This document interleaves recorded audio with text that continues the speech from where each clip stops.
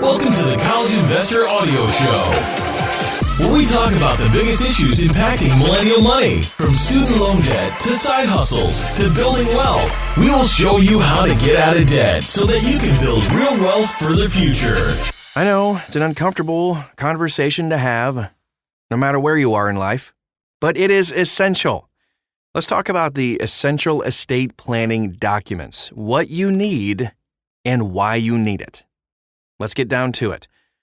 I know we all hope that terrible situations will never hurt us or our loved ones, absolutely. But making some practical plans for your eventual death will make your passing a little bit easier and the grieving process easier too. And that's true whether you die unexpectedly at a young age or you somehow live to be 140 years old. Here are the 6 key estate planning documents that most people will eventually need. You might think all you need is a will. But once you understand how everything works, you'll see why you need all these documents and how they all work together to ensure your family's needs and final wishes are met. If you don't have a robust estate plan, keep on reading to find out what you need. First, let's talk about a will. A will is basically a statement of who gets what property when you die. If you owe money when you die, your assets will be paid, or used rather, to pay off your debts, and the remainder will go to your beneficiaries, which are the people or charities you select in your will. For parents, your will also gives information about who you want to care for, your children, or fur babies if you die. A will or a last will and testament is your most important estate planning document, and every adult needs one. Every adult needs one of these. Even if you have a negative net worth, meaning you owe more than you have in assets, a will is still useful. The document will outline who should receive your personal effects, like your jewelry, musical instruments, personal items, all of that stuff. And in a few years, when you have more assets, everything will be taken care of appropriately. Instead, a basic will that you sign in front of 2 friends is sufficient.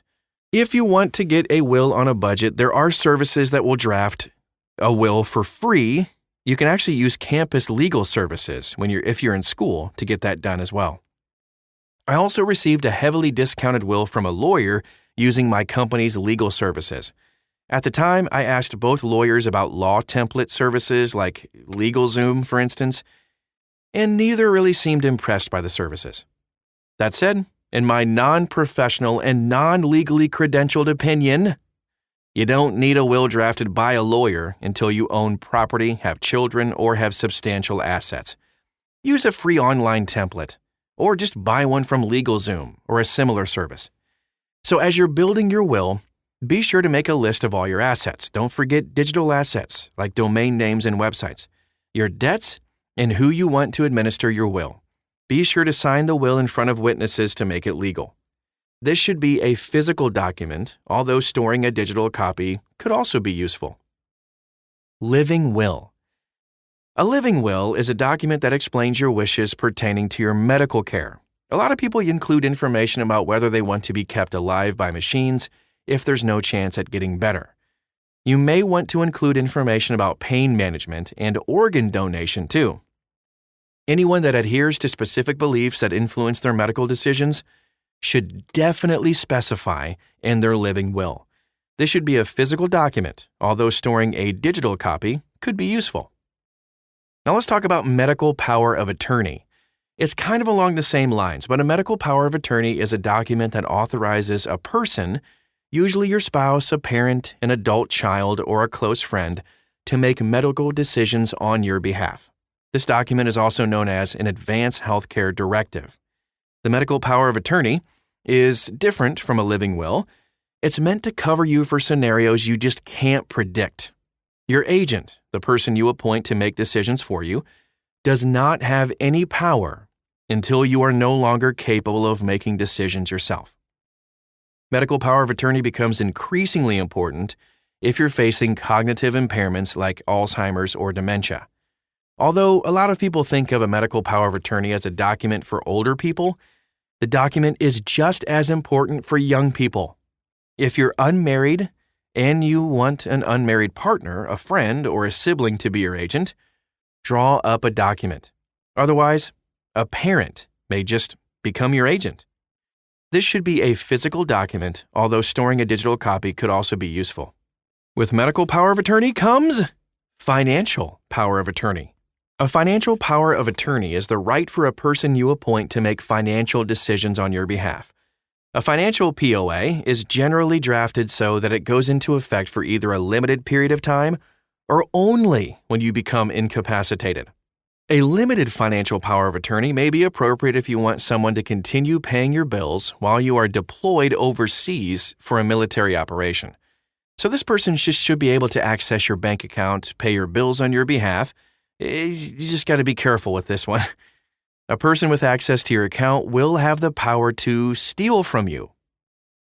So you got to trust them. A springing financial power of attorney goes into effect when you become mentally or physically incapacitated. This also should be a physical document. You can store a digital copy if you want to. And a quick note here, a lot of financial institutions have their own forms that you need to fill out in addition to a financial power of attorney. Not to say it can't be done with just a POA, but having the appropriate forms filled out at your bank and investment firm can be very helpful. Now let's touch on life insurance. All right, so not everyone needs life insurance, but if you've got life insurance, it's important for your beneficiaries to be able to access the documents. Depending on where you have a policy, getting policy documents may be easy by downloading them online, or you may have to jump through a lot of hoops to access them. If you just can't easily access the policy documents online, I do recommend saving your documents in a fireproof safe and informing someone, hopefully a spouse or other beneficiary of the proceeds, about the policy. Also, be sure to consider your amount of insurance every time you have a major life event. Getting married, buying a house, getting a massive raise, and having kids might lead you to want some more insurance. We have a list of where to get the best term life insurance, by the way, at thecollegeinvestor.com. A digital will.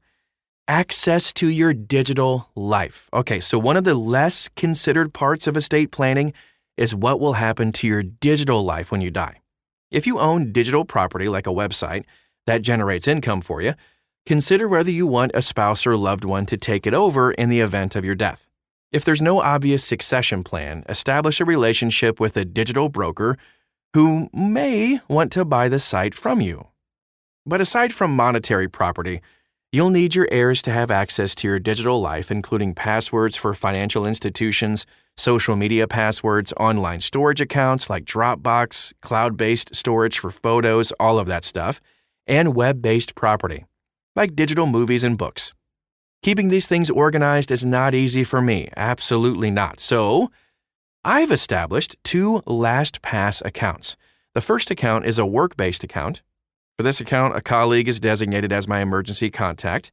If I become ill or die, that colleague can access that account.